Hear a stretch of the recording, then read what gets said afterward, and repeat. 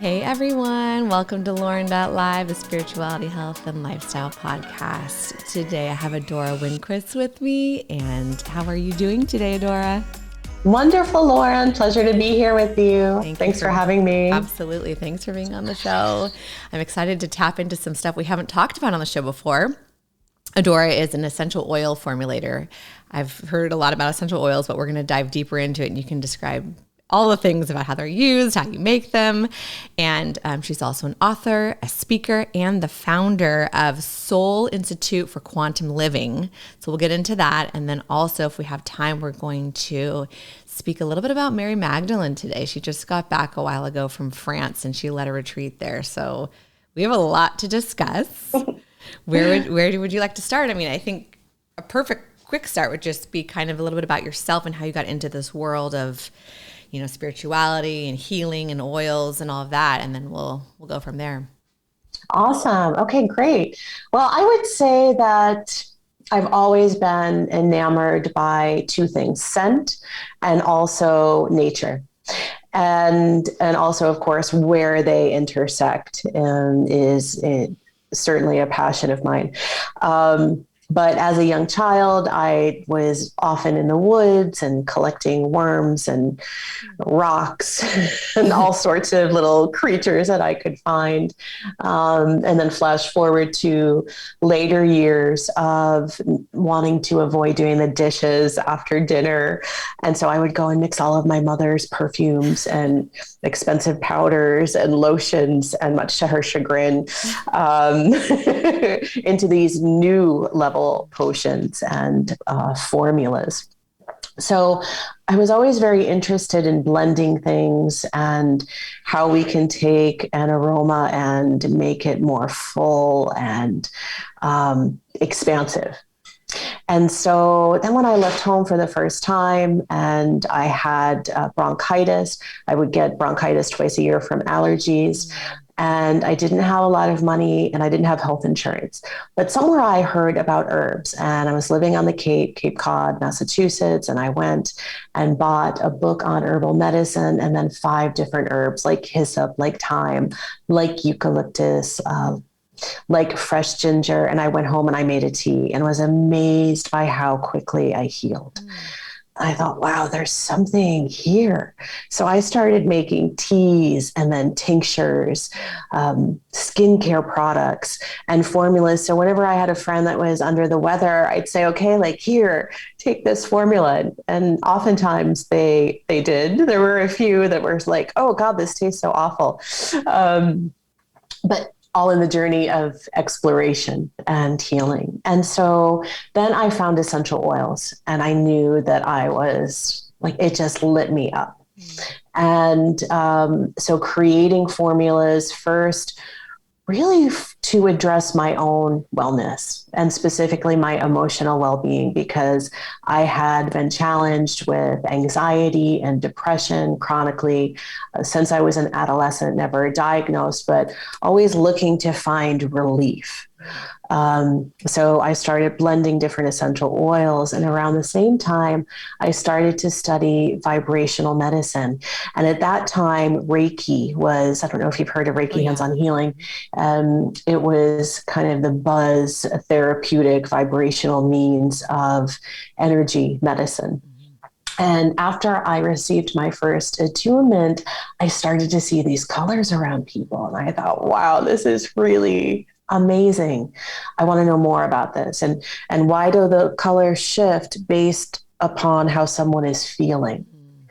And then so working with Reiki on myself and then my loved ones, also starting to see how we can modulate our emotional well-being, our stress response, our emotional reactions, right? Our trigger points, because we all have them, and how powerful energy medicine is to shift that and to open up those places where we carry trauma, right? Where we carry subconscious patterns that are longing to be brought to the surface for transformation.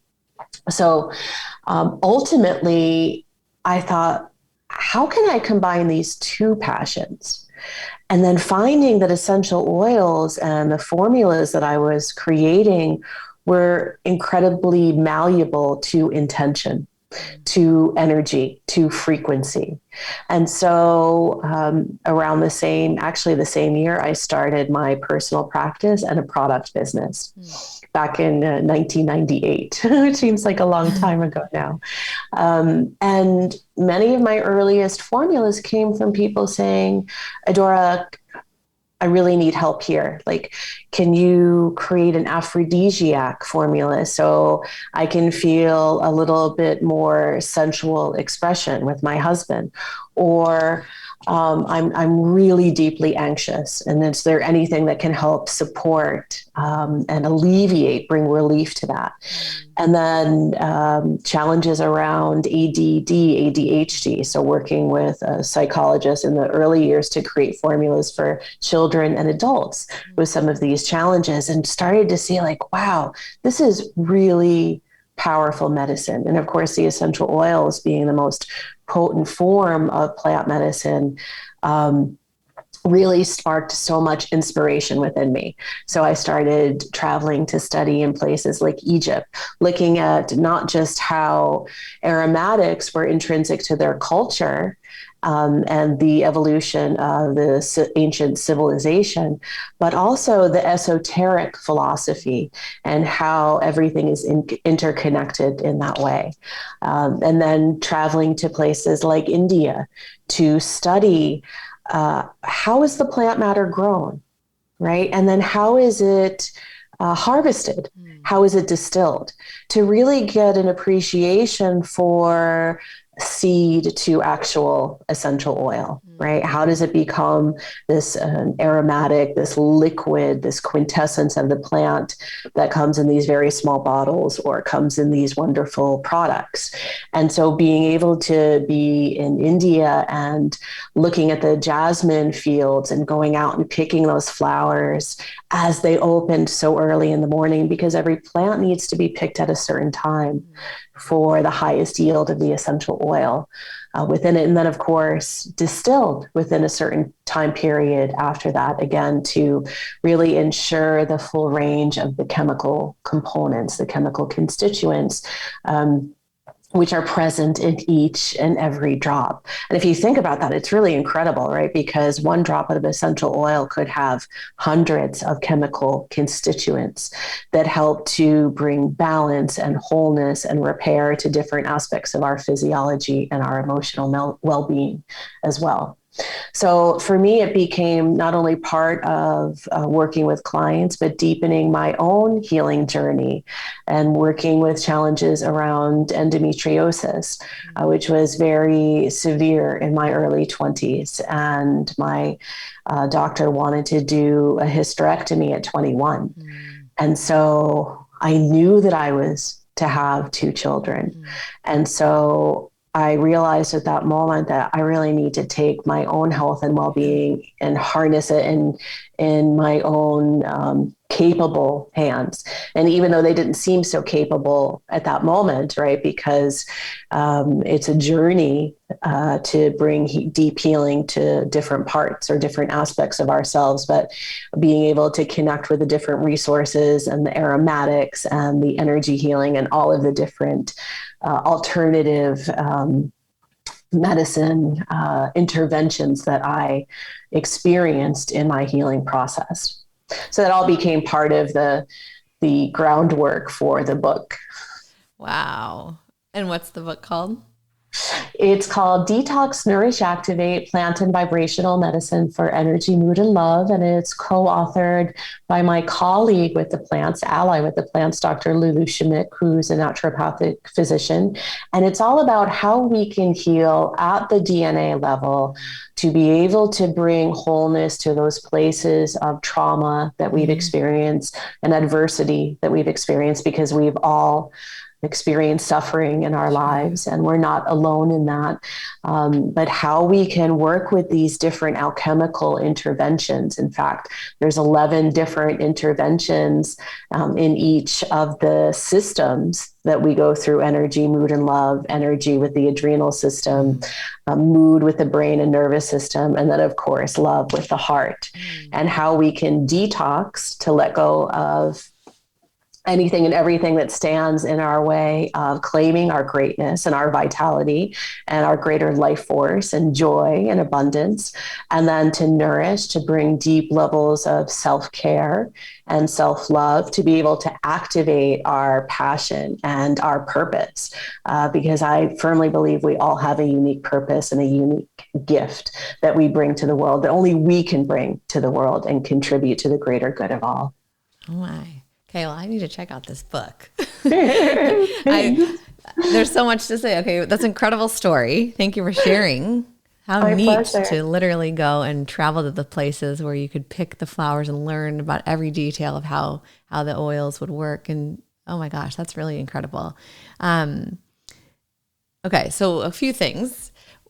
I'm selfishly asking for myself and anybody else who has allergy problems, but it's just one example of the many of things that you could do with oils or, the healing methods that you spoke about. But for instance, just in your case, like what kinds of things did you start to use for your allergies when it came to the oils? Mm-hmm. So for me, my allergies would pop up twice a year in the spring and the fall.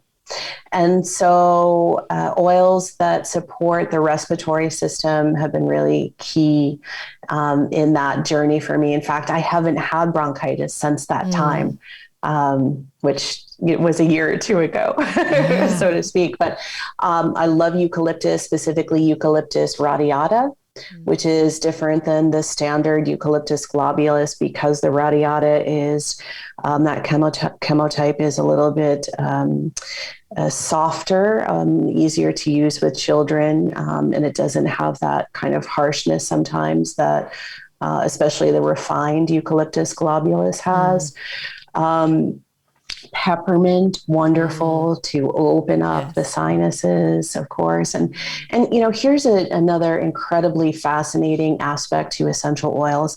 Because of the fact that they're lipid or fat soluble and their molecular size, they are able to pass through the blood-brain barrier, which is a very rare occurrence. And so from that perspective, they're able to offer the full gamut of their phytonutrients, right? Their medicine and their chemical constituents to our brain for healing and through our blood system as well. That means through all of our cellular consciousness. And so in this way, when we're using essential oils more in this habitual perspective for prevention and greater health and well-being, we can strengthen our body, strengthen our cellular consciousness, whereas perhaps those allergies won't be part of our future experiences. Wow. Okay. So yeah, we're going to have to talk offline because I've been having horrible allergies, and they only came up in the last, 5 years, and they've just increasingly gotten worse. So I won't spend too much time talking about myself, but I'm sure a lot of people listening in the world have allergy problems. Obviously you could probably use these things, when you have colds or flus. I think most people think, essential oils are just something that you can put in a diffuser or around or on your skin, to relax you, which you can just, smell and relax, go to sleep or things like that. But you can actually ingest some of them in small amounts. Isn't that correct? Some of them? Well, my standpoint from a professional perspective is more of to use them via inhalation and other delivery methods versus using them internally, because not all essential oils are created equally. And there is tremendous adulteration in this field. Right. And if you don't have a relationship at the point where the essential oil, the plant matter, is grown and distilled, think of all of the points that it goes through before it becomes a product or an oil, either at your distributor or on a shelf at your boutique or health food store. And so from that perspective, the level of purity is incredibly important and correlated to the efficacy of the essential oil. Now, because of the potency of using them via inhalation, there is an incredibly profound connection from olfaction to the brain, and specifically the amygdala and the limbic system. And you may have heard of the limbic system lock and key, right? Once you smell something, and you have an experience, that experience is always held within your brain and your being emotionally. And when you smell that same aroma, it can take you right back to that point. So I'm sure that you have something in your past. Maybe it's fresh cut grass, maybe it's a flower, maybe it's pumpkin pie around the holidays. For me, it's the scent combination of lavender and roses. When I was young, I spent a lot of time at my grandmother's, and she must have had a lotion or a soap with that scent combination. And so whenever I smell that, I am immediately transported back to her home. Like literally, I can see the house, I can smell the wood of the side table, the turkey soup cooking in the kitchen. But more than that, the sense of comfort, of a deep sense of safety and love and nurturing. So my body responds to that. And so we have this incredible opportunity to repattern the neural pathways of our brain with essential oils, with affirmation, and with intention, where we can completely shift our past associations to experiences that have been distorted or dysfunctional or traumatic, and create new, healthier habit patterns and neural pathways using the essential oil. So it becomes a profound form of medicine and self-care. In addition to that, because of the connection between olfaction and the brain, when we smell the right essential oil, we can literally transform how we feel in the moment. So think about that. That's an instantaneous emotional response. And so we can train ourselves in moments where we feel overwhelmed, anxious, maybe low, maybe scattered, disconnected, right? And we know that we are in this incredible time of mental health crisis right now. And so knowing that we can have something at our fingertips to be able to inhale that is natural, that is pure, and give relief in the moment, like that's a complete game changer in the world of wellness and well-being. And then think about it, the more that you use the essential oils from this perspective, the more that you learn to begin to shift the trajectory of your emotional responses when you are stressed, when you are overwhelmed, when you are triggered, right? By either that phone call, that email, the responsibility of being a mom, right? And motherhood juxtaposed with business and being an entrepreneur or a podcaster, of course.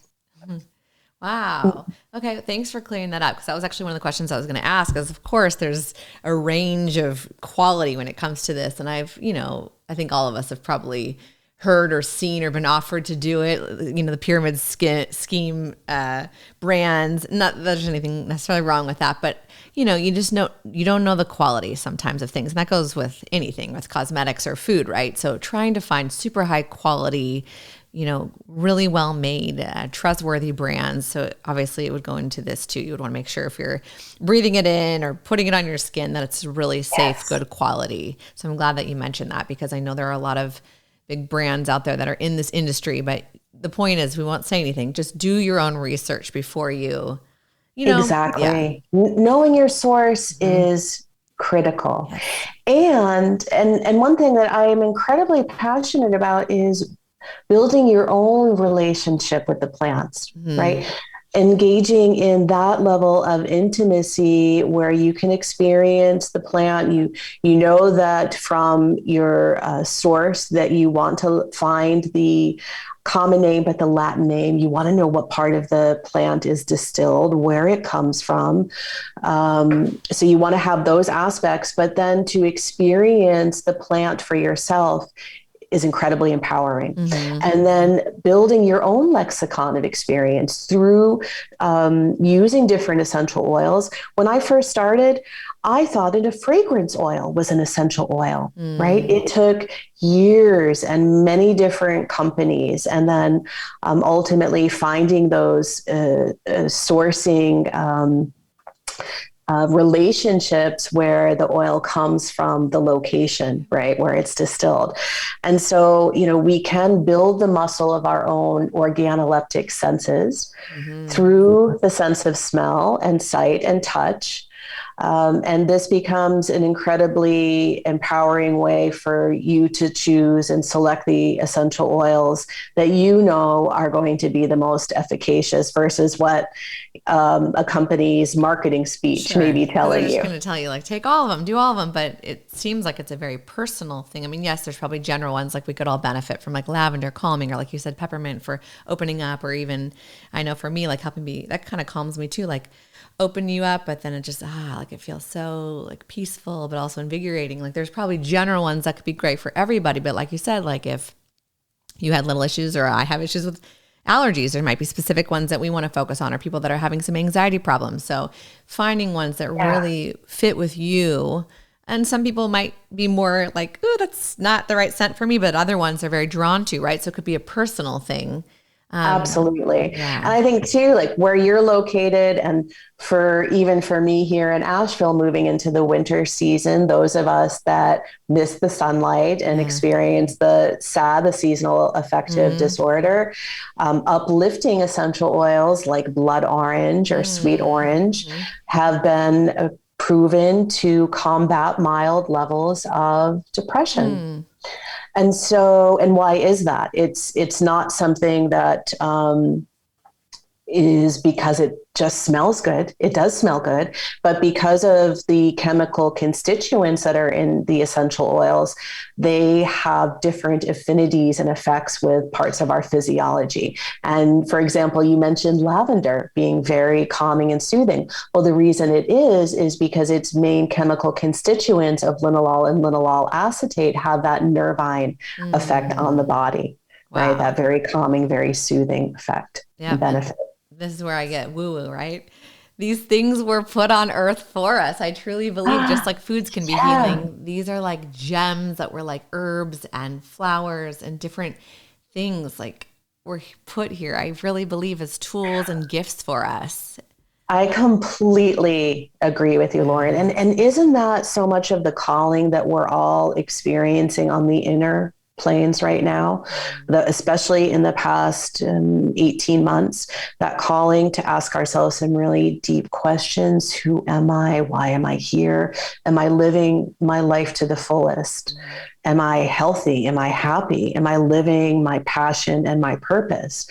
And the calling to connect back in with nature and these ancient aspects of medicine and these alchemical gems, as you put them so eloquently, from the natural world can bring us tremendous healing, awakening, and balance. And I think right now, as we're all looking for that deeper connection to ourselves, to each other, back to nature, we have these incredible gems at our disposal to be able to bring that relief, to bring that healing, to bring that wholeness back to our beings. Yeah, cool. Gosh, we could do a whole episode just on oils.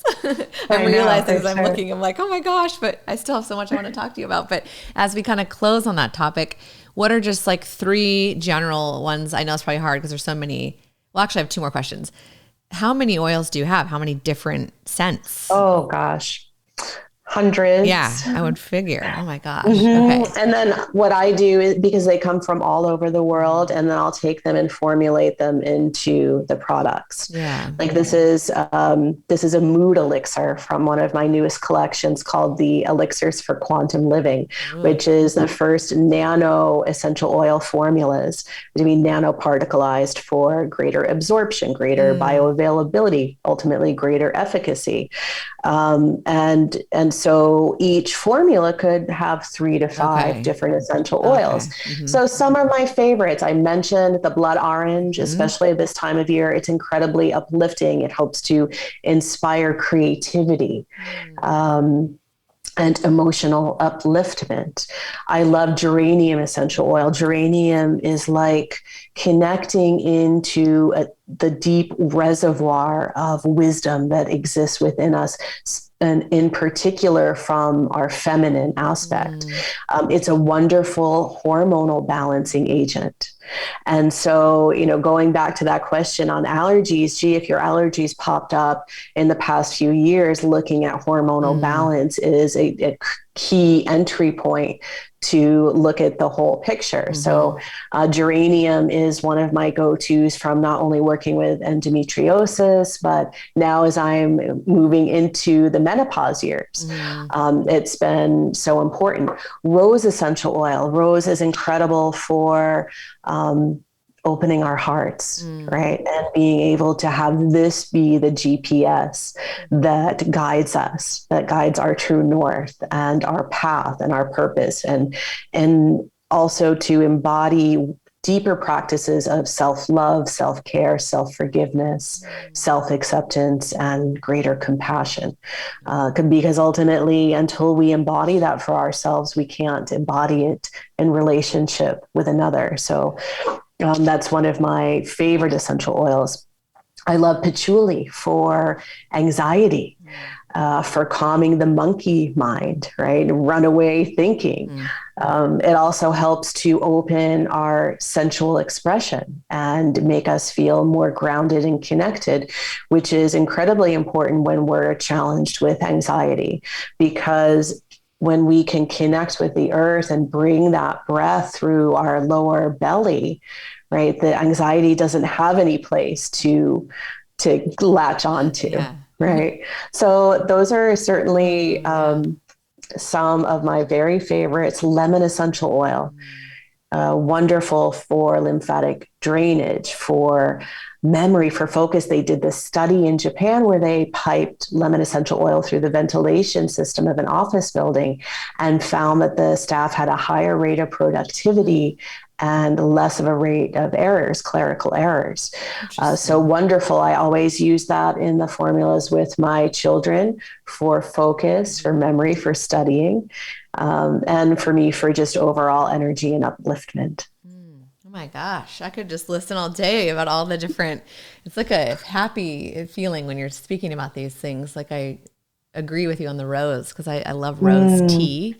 But yes, it does. It just feels so like centered and like warm and loving, but also like vibrant. I mean, anyone who stops and smells like a real rose that has that true fragrance, like, oh my, there's just nothing like it. Nothing like it. And I love that you brought that up, because rose, the essential oil, I mean, it takes so many thousands of rose petals to make a minute amount of oil. And the oil has over 300 chemical components. Oh, wow. So this is why most people have never even smelled true rose essential oil, because it's so costly. Okay. I mean, hundreds of dollars. And this is actually a rose oil, a rose otto from Turkey. But yeah, a few $100s for a very small amount of 5 milliliters of essential oil. But when you have the true rose, it is incredibly voluminous and rich and deep and enveloping, just like when you're inhaling a beautiful rose flower. Yeah. And that's the thing too, even just going back to like quality, and this go across the board for many things, but the grocery store, you buy someone like a dozen roses, they don't really typically have a smell oftentimes, but then you go into a garden and you smell a rose and that fragrance, isn't that amazing? So it's exquisite. Yeah, it is crazy. Wow. Okay. Well, that was really fun to talk about that. Thank you for sharing all your expertise and your experience. And we'll definitely, at the end of the show, we'll ask, where everyone can find your products, and we'll link it in the description too. Thank you. But let's kind of move into the Soul Institute for Quantum Healing or Living, excuse me. You had mentioned that a little bit ago, but what is, tell us what that is. Well, let's start quantum living. Okay. What is that? Because I get that question, of course, quite a bit. So I think that we can all identify at some point in our lives of being in survival mode. Right. And what that means. And if we're looking at, say, Maslow's hierarchy, the survival mode is at the very bottom, where we feel that enormous pressure. We're often in fight or flight based on our core needs to survive. And ultimately, we have that starting point, our framework, as part of our evolutionary path of self-mastery from the human evolutionary perspective. And so, of course, we come into this life with aspects of adversity that we've come to bring to the light of consciousness to for transformation, for transmutation, right? To garner greater wisdom, and to assimilate that at the soul level. And one of my slogans or taglines is your soul work is your soul work. Right. And because when we're talking about quantum living, that is really the innate, not only desire at our soul level, but the blueprint. And so when we can transmute any places that we carry within our consciousness, within our being, our body of surviving, and transmute them into places of thriving, then we are able to rise into embody the highest aspects of our potential and our greatest authenticity, right? To align with the highest expression of who we are. And so the Soul Institute for Quantum Living is really embodies those aspects to enliven, to enrich, to empower, and working with three primary aspects, which is really kind of the triad of my work, which is the esoteric philosophy combined with the psycho-spiritual dynamics, because it's so important for us to be able to, know what we don't know, but also to learn about ourselves in the places that we hold in shadow and in darkness and in pain and in separation. And then the third aspect of that triad is the plant and vibrational medicine piece, right? Working with the frequency, working with the essential oils, working with the crystals. And so we'll be launching the Soul Institute in a greater way in 2022, which is very exciting. And there'll be a lot of educational programs that come from my book, my new book, which has a lot of the theory and thought philosophy that I've been teaching over the past 20 years. And so being able to break that down and then build it out into different courses for the Soul Institute for people to experience virtually. And then we'll also have a retreat in person. In fact, we have the first retreat in, next September of 2022, presented by the Soul Institute, which is an immersion of the divine feminine. And that's going to be in North Carolina at the beautiful Art of Living Retreat Center. And I have two other beautiful retreat leaders, Patsy Balaki, who's going to be teaching on feng shui and how it interconnects with our wellness, well-being, our health. And then Carla Perez, who's going to be teaching the synergy of yoga and breath work and superfood nutrition. And so we'll have these three wonderful facets to support every woman to awaken to new levels of empowerment and strength in their own being. So there'll be an in-person aspect to the Soul Institute. But ideally, my vision for this is beyond seeding it from my platform and the focus of my work to ultimately have other visionaries and thought leaders come and bring their offering of education with the world, where they don't want to take the time, the resources to set up their own brand, their own platform. As we know, I mean, this can take a very, very long period of time. And so I'm excited to be able to continue to grow this with other, bright beings that have so many gifts and so many ways that we can offer these teachings of empowerment and healing and transformation to the world in a greater way. How cool. I love that. I love the idea of collaborating with others. I mean, that's everything, the connection and that's what this podcast is, right? Bringing, time to honor people like you that are doing so much beautiful work in the world. So that's really amazing. I wish you nothing but the best as you continue on with that. That's really neat. So kind of a nice segue, because you were talking about retreats, but you were just on one, and it was one that you led, correct, in France? Yes. Okay. It was really an incredible experience. And kind of the background was about 2.5 years ago in meditation, I was asked to take a group of like-minded souls to the south of France to follow in the footsteps of Mary Magdalene for healing and to be able to embody and transmit some of these very powerful teachings that she shared with the world as a high-level spiritual initiate. And of course, we had to reschedule the program a number of times, but I'm working with a wonderful company, Body, Mind, Spirit Journeys, who curates the boutique hotels and the meals and all of the locations for us to be able to have this remarkable experience. And so we started in Marseille. And the woman named Veronique, or Ronnie, as we came to know her, became my counterpart in France, our guide, of course, speaking the language, but more than that, embodying the history, embodying the deep connection and passion for Mary Magdalene. So we had such an incredible experience. We've already mapped out the next trip, which is going to be for the autumn equinox next year. And we're going to change up the trip a little bit. But in essence, we went to Mary de la Mer and really traced the footsteps in all of these sites that embody the mysticism of Mary Magdalene. And there were experiences and miracles. And of course, every day I led meditation, working with the oils, working with the crystals, so we could let go of any of the aspects of being small, right? Being, feeling, seeming, and to be able to unlock the great wisdom, the mystical nature, the sensual empowerment within us.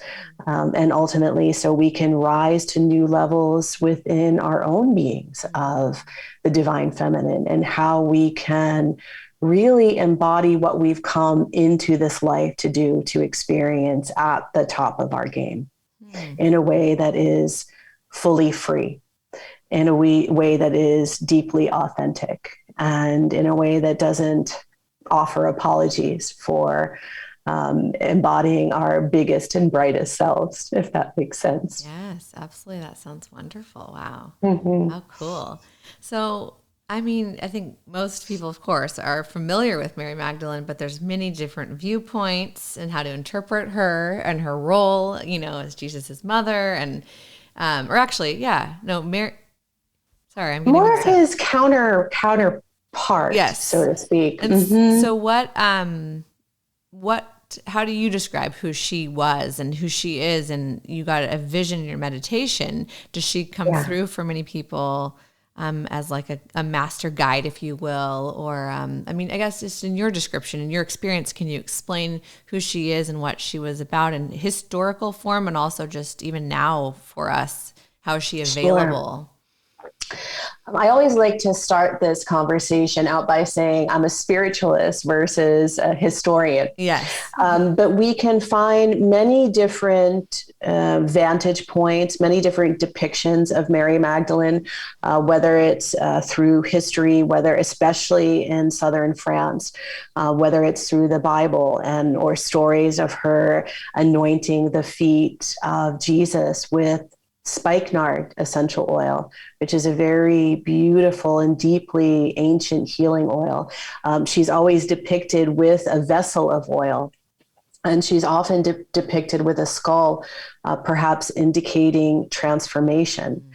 And I think that one thing from the perspective of history, and in particular biblical history, she's often misunderstood and misrepresented. From my perspective, my knowing of her and the way that I receive her in meditations, and I'll share about that in a second, is that she is a very high-level spiritual initiate, and that she embodies specific divine attributes of faith, of surrender, of divine love, of tantra or sensual power, and of deep strength and understanding, a very incredible aspect of wisdom to her. And so from that perspective, there are many stories that she was also the counterpart to Christ in divine sacred union. And so sacred relationship is one of her very potent alchemical transmissions in how she comes and teaches, particularly from the feminine, the divine feminine, how we can heal and open to receive the beloved, the archetypical beloved through divine sacred relationship. And there are many stories that are woven in particular in this part of France with her as the twin flame of Jesus. Mm-hmm. And so when I hold meditation and she comes, it is with a deep place of remembrance. A deep place of unity consciousness that she brings, and a very potent aspect of healing, especially for those of us, and we all have a feminine aspect, but when we have any shame around or guilt around our sensuality and sexuality. And for those of us that have experienced trauma of that nature, she is deeply potent ally for healing and restoring wholeness to those parts of our being, because as women, so much of our power is held in this feminine, sensual place within us, right? So much of our wisdom and strength. So one of the things that I've been doing for about the past maybe 2 years now, having a monthly healing guided meditation that I facilitate. It's complimentary. In fact, it's actually tonight, which I think is so interesting that we're talking about that. And then each month it's a different attribute that she embodies that we invoke in the healing meditation. And I work with an essential oil and a crystal, which is pretty much intrinsic to all of the meditations and teachings that I offer. But it's a very, coming out of that trip and knowing the deep places within me that awakened, that reconnected, that are still rising, are still making those points of expansion within my being, within my consciousness. It just says to me that this is probably going to be a retreat that we hold once a year for the next number of years. And, with such gratitude, being able to have this wonderful partner and Veronique now in France to be able to bring her peace and her wisdom and her knowledge to the group is a really profound experience. Wow, that's amazing. And I'm like chuckling in my head because I had like a brain fart. I'm like, Mary Magdalene, of course, not the mother of Jesus. I didn't mean to say that. Mother Mary and then Mary Magdalene. Yes, of course. I mean, I've always kind of viewed her too as, I've heard those stories too of like a lover and a partner, companion of Jesus. And that's controversial amongst certain people, believe that's controversial. But I would think even if you did kind of look at it in a historical standpoint, if he were here in human form, which he was, I believe, then why wouldn't he have had a lover or a partner that's completely part of the human experience, right? So that's really neat, though, that she can come through and guide and help you. How amazing. And so in a way, am I kind of getting this right? What you're saying is, Jesus, or and often people, say like Father, Lord, God, like it's masculine, but then she's representing the feminine side of the spirituality. Yes, that's really, absolutely really cool. That has really, if you look historically through religion, has been suppressed. Yes, it has. Right. And so that is part of the collective calling right now as we're healing, as we're going through this great evolutionary process on the planet, is that the divine feminine is called to rise in a way that is not that our feminine is above the masculine, right? Because in essence, the true alchemy of divine sacred union and even Tantra is when those two aspects come together in harmony, right? Balance. In receptivity. Absolutely, yeah. And obviously, I've talked about this before on this podcast, but Mother Earth too, the feminine, that's interesting in itself, which we've got a lot going on in the world right now with that. And I don't know, other people have different beliefs, but, her ascending onto higher dimensions, and are we going with her or not? And there's something to that, I think, too. So Agree. Absolutely. we need more balance when it comes to the feminine and the masculine. And I think that's really neat that people like you and others are kind of waking up to the fact that, like, hey, let's pay attention to some of this, the femininity aspect of it. Yeah. And let's ultimately open ourselves to the highest experience and expression of divine sacred union, where the feminine can rise in her own place of power, empowerment, and the masculine can too. And so in that alchemical container, the evolutionary process is infinite. Right. And all of those places that we've been carrying the pain of separation and violence and abuse and all of the past heartache can heal and come back into unity. Yeah. And I think that's another thing I've talked about a lot on here with guests, is just not only is it our own self-healing and trauma, but also the collective. And there's been a lot of suppression, obviously, and not even spiritually, but just as a human race, there's been so much suppression of women over the years. And I think there's a lot of healing that we need to do collectively for that, our ancestors and things like that. So and that's so true. And here's the really beautiful thing from the perspective of infinite healing and the microcosm and the macrocosm, that as each individual, as each of us heals, our entire circle of loved ones transforms, right? Shifts and heals. Ultimately, from a more esoteric perspective, our soul family receives that healing, right? That upgrade as well. And then ultimately the web of life receives that integration of wisdom from the healing. And then all of the consciousness of humanity is elevated in that process. Yeah, I agree. We're all so connected. Yeah. Absolutely. Wow.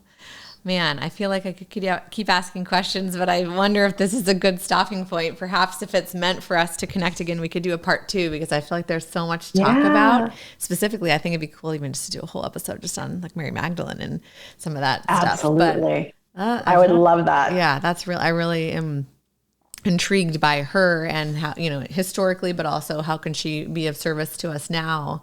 I've been talking about that a lot for those that listen regularly, just about people telling me that Jesus is coming through a lot. And I had never heard that before. Christian friends, of course, that's their like main focus, right? But to be more of just an open spiritual person, to have him coming through channeling, and now hearing Mary coming through, like, that's very interesting. So we have, what I would say, historical beings that were clairvoyant during their time, but we're still able to access them. That's really interesting.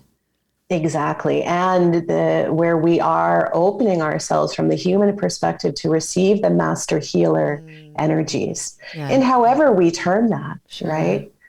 As long as we have the openness, the receptivity to be able to invite it in and heal at those deep levels that we're being called to. Yeah, that's really neat. One question just to help understand. So to your understanding, people like Mary or Jesus, who are very, recognized, right, just in the world, were they, you think some of their meaning was to come down to earth and kind of be a healer, and then after they pass, even though, to be remembered, because there's plenty of healers now and then that don't get the same recognition. So I wonder what the significance of them specifically.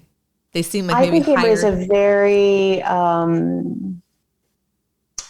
specific soul level mission and gift to illuminate a pathway of light and teachings on love, on peace, on forgiveness, on unity that was so needed at that time and in this time. Yeah. Because I guess there's lots of figures, Gandhi or Buddha, so specific ones that really have a high vibration of light and love and come as teachers. Yeah. Right. And who have experienced all of the polarities and perspectives and paradigms of the planet, right? of the human experience, to be able to embody that level of light, that level of compassion, that level of understanding, that level of assimilation, and bring specific teachings to the world in a very focused, very clear, very impactful way. Mm-hmm. Cool. How neat.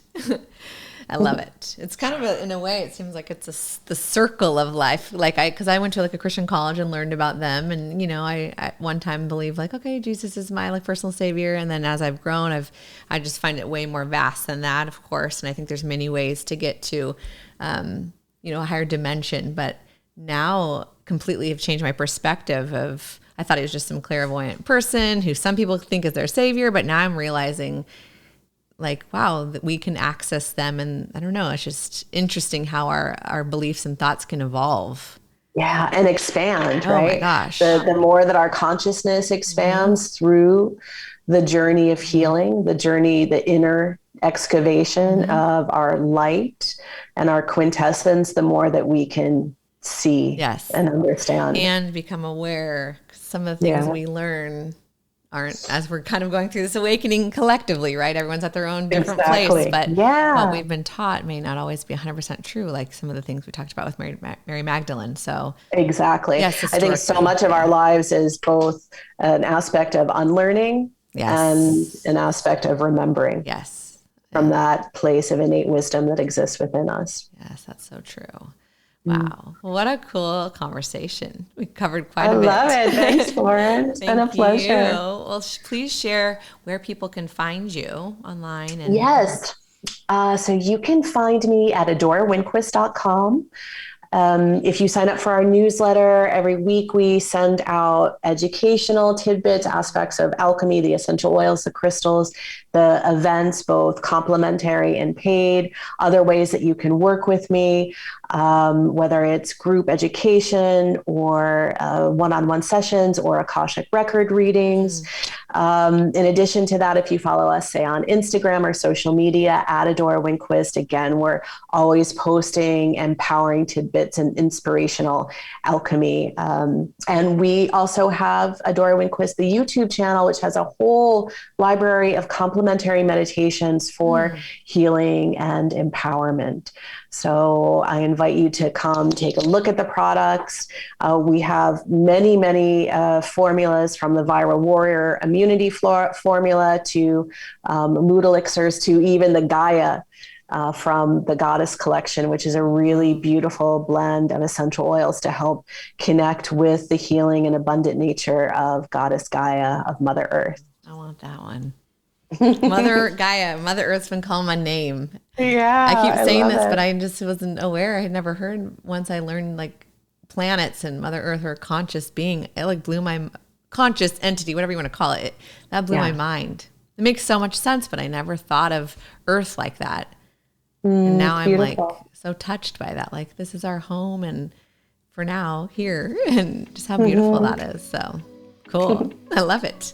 Well, thank you for being on the show, Adora. Oh, my pleasure, Lauren. Really lovely. Look forward to connecting again. Yes. Maybe we'll have to do a part 2. Yeah, love it. Thank you guys so much for listening. I hope you enjoyed today's show, and you can find me on Instagram at RealLaurenLive and my website, lauren.live. Take care.